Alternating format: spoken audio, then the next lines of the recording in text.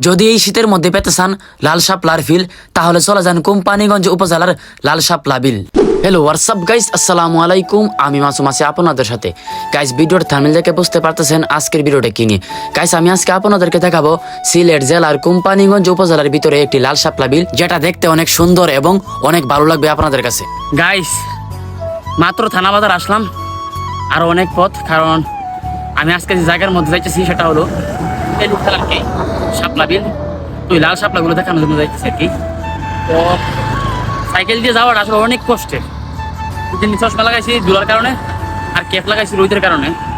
তো যাই, আর গাইস ভিডিওটা যদি ভালো লাগে অবশ্যই শেয়ার দিবেন, কারণ ভিডিওতে ভিউ না হলে এত কষ্ট করে ভিডিও বানানোর কোনো মানে হয় না। গাইস, আপনারা অনেকেই জানেন যে সিলেট জেলার ভিতরে লাল শাপলা বিল একটা ভাইরাল জায়গা, সেটা হলো ডিবির হাওর। কিন্তু আপনারা অনেকেই জানেন না হয়তো যে আমাদের কোম্পানিগঞ্জ উপজেলার ভিতরে একটি জায়গা আছে যেখানে লাল শাপলা অনেক আছে, যেগুলো দেখাবো আমি আজকে আমার এই ভিডিওতে। তো গাইস, আমরা এখন আছি বর্তমানে তেলিখাল বাজারের সামনে। গাইস, আমি এখন ওই লাল শাপলা বিলের একেবারে কাছে আছি, মানে আমি রাস্তার মধ্যে আছি, মেইন রোডের মধ্যে। আমি এখন ওইখানে যাব, ওইখানে গিয়ে ওই লাল শাপলার সৌন্দর্যগুলোকে আমি আমার ক্যামেরার মাধ্যমে তুলে ধরার চেষ্টা করব। Let's go.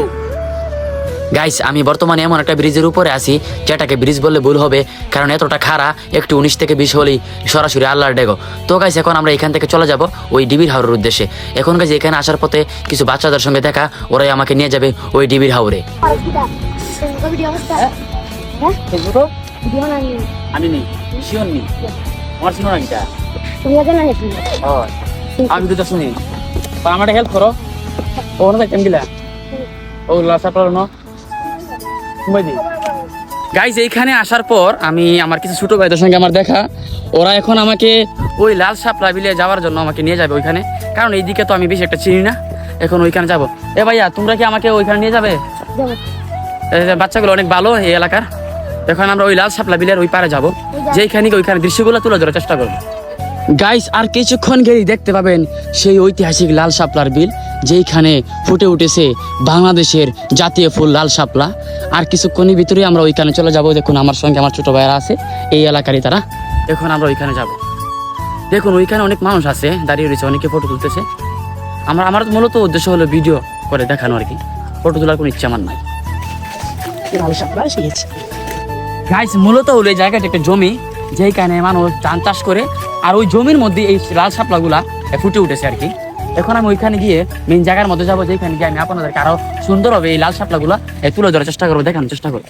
গাইস, এই জায়গার মধ্যে আসার জন্য যদি একটা রাস্তা করা হতো এবং এইখানে যদি 2-3টা নৌকা রাখা হতো, তাহলে এই জায়গাতে হাজার হাজার মানুষ আসবে শুধুমাত্র এই লাল শাপলা ফুল এবং এই বিলটাকে দেখার জন্য। এইখানে যেহেতু কোনো নৌকা নেই, যার কারণে গাইস আমি দেখুন পানিতে ভিজেই নেমে গেলাম শুধু এই দৃশ্যটা আপনাদেরকে দেখানোর জন্য। দেখুন গাইস, কত সুন্দরভাবে ফুটে উঠেছে সেই ঐতিহাসিক বাংলাদেশের জাতীয় ফুল যে লাল শাপলাগুলা। দেখুন, অনেক সুন্দর লাগতেছে গাইস, জায়গাটা অস্থির। এইখানে না আসলে, এইখানে আসলে বুঝতে পারবেন না জায়গাটা কতটা সুন্দর। আমি যতটুকু পেরেছি আমার ক্যামেরার মাধ্যমে তুলে ধরার চেষ্টা করতেছি। তো যারা যারা আসবেন এই জায়গাটা চিনে রাখেন, কাটাগাং, কোম্পানিগঞ্জ উপজেলার কাটাগাং ব্রিজের নিচে এই জায়গাটি। তো যারা যারা এই রাস্তা দিয়ে যান তারা অবশ্যই এই জায়গাটি একবার হলো দেখছেন, কিন্তু অনেকেই হয়তো বা আসার জন্য সময় পেতেছেন না। আপনারা রাস্তা দিয়ে এই দিক দিয়ে হেঁটে হেঁটে তারপরে চলে আসতে পারবেন। অনেক সুন্দর জায়গাটি। আমি দেখুন ভিজে ভিজে এই জায়গাটা ঘুরলাম, আমার কাছে অনেক ভালো লাগছে।